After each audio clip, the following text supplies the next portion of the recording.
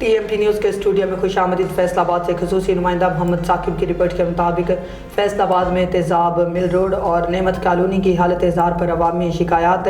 शहरियों ने तेज़ाब mill road की खस्ता हाली पर शदीद एहतजाज किया है।